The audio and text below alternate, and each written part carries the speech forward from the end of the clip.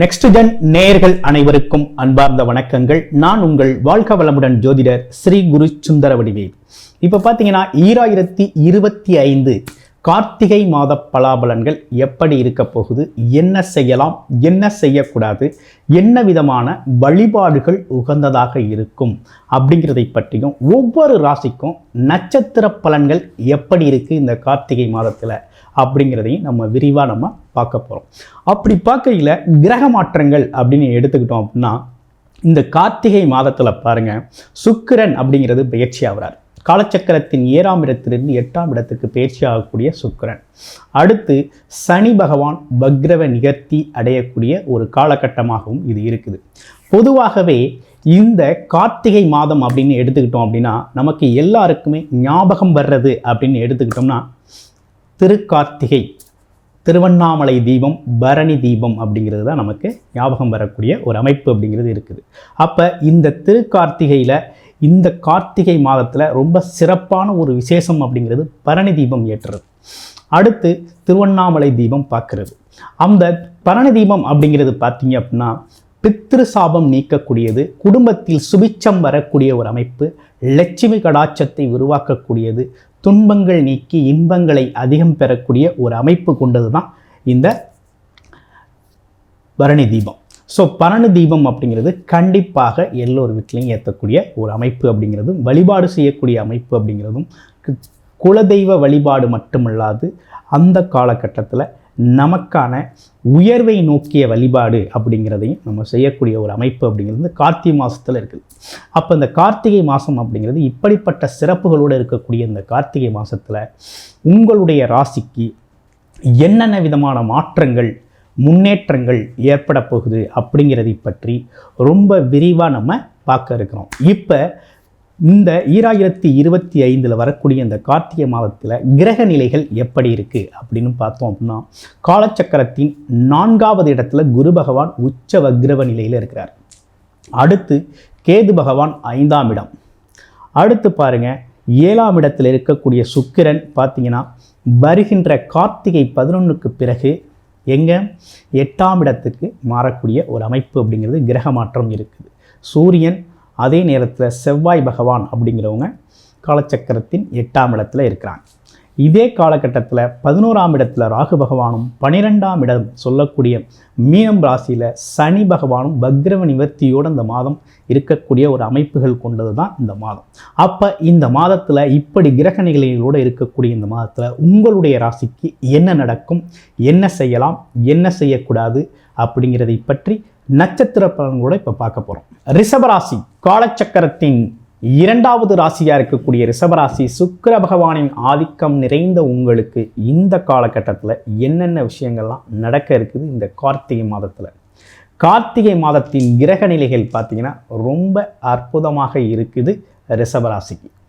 என்ன காரணம் அப்படின்னா, ராசிநாதன் ஆட்சி பலம் பெறாரு, பிறகு 7ஆம் இடத்திற்கு பயிற்சி ஆகிறார். இது ரெண்டுமே இந்த மாதம் ரொம்ப அற்புதமாக நடக்குது. ராசி பகவான் 6ஆம் இடத்துல ஆட்சி பலம் பெறதுனால ரொம்ப நல்ல விஷயங்களே நடக்கும். அதாவது எதிரி தொந்தரவு, தேவையில்லாத விஷயங்கள் எல்லாமே உங்களை விட்டு அகன்றும். வேலை அப்படிங்கிற ஒரு விஷயம் உறுதியாக கிடைக்குது. யாருக்கு? ரிஷபராசினியர்களுக்கு இது நாள் வரை வேலை தேடிக்கிட்டு இருக்கீங்க அப்படின்னா கண்டிப்பாக உறுதியாக வேலை கிடைக்கும். வேலையில் கிடைக்கிறதுல எந்த மாற்றமும் இல்லை, உறுதியாக கிடைக்கும். உங்களுடைய பிறப்பு ஜாதகத்தின் தசாபுத்தி எப்படி இருக்குன்னு பாருங்கள். ஏதாவது ராகு கேது தசாபுத்தி நடக்குதா, இல்லை கிரக நிலைகள் ஏதாவது கிரக நிலைகள் மாற்றம், நீசம், அஸ்தமனம் அடைந்த கிரகங்களின் தசாபுத்தி அமைப்பு நடக்குதான்னு பார்த்துக்கோங்க. இது இல்லாமல் இருக்குது அப்படின்னா கண்டிப்பாக உறுதியாக உங்களுக்கு வேலை அப்படிங்கிறது உறுதியாக உண்டு. ரெண்டாவது, குடும்ப பிரச்சனைக்கு ஒரு தீர்வு கிடைக்கிது.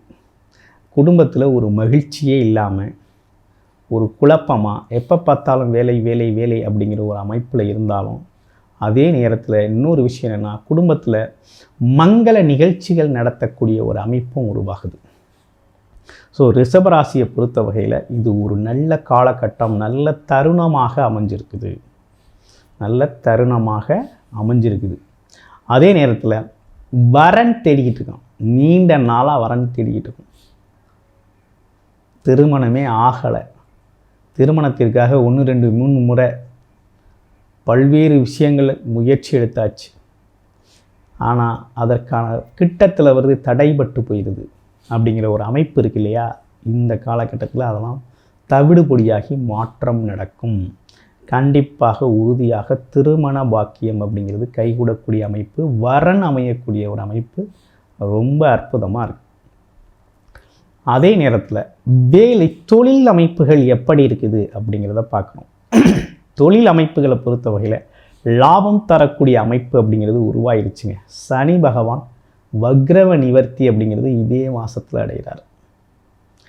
கண்டிப்பாக தொழில் லாபம், நிறைய முதலீடை போட்டாச்சு, எதிர்பார்த்த லாபம் இல்லை, என்ன பண்ணுறதுனே புரியலை அப்படிங்கிற ஒரு குழப்பம் இருந்துச்சு இல்லையா? அதுக்கு ஒரு தீர்வு, ஒரு மாற்றாக இந்த மாதம் உங்களுக்கு அமைஞ்சிருக்கு. கண்டிப்பாக நீங்கள் எதிர்பார்த்த அளவுக்கு மாற்றங்கள், முன்னேற்றங்கள் அப்படிங்கிறது தொழில் ரீதியாக நல்ல முன்னேற்றம் கிடைக்கக்கூடிய காலகட்டம் இது. அடுத்து பல்வேறு விதமான தொழில் வாய்ப்புகள், வேலை வாய்ப்புகள் உங்களுக்கு கிடைக்கக்கூடிய காலகட்டமாகவும் இது இருக்குது. பெண்களுக்கு எப்படி இருக்குது அப்படின்னா, குடும்ப பெண்களுக்கு மகிழ்ச்சி அதிகரிக்கக்கூடிய காலகட்டம், மகிழ்ச்சியான தருணம் அப்படிங்கிறது அனுபவம் செய்யக்கூடிய அமைப்பு உருவாயிருக்கு. அதே போல் படிக்கிற குழந்தைகள் அப்படிங்கிறது மதிநுட்பத்தோடு படிக்கக்கூடிய படிப்பு ரொம்ப செழுமையாக இருக்கக்கூடிய அமைப்பு உருவாகுது. ரொம்ப அற்புதமான படிப்பு இந்த காலகட்டத்தில் வரும். சரியாக படிக்கலை, பண்ணலை, ஒரு குழப்பத்தில் இருந்த காலம்லாம் மாறி இப்போ பார்த்திங்கன்னா படிப்பு அப்படிங்கிறது எதிர்பார்த்த மாதிரி ரொம்ப அற்புதமாக வரக்கூடிய ஒரு நல்ல காலகட்டம் இந்த காலகட்டம் உங்களுக்கு.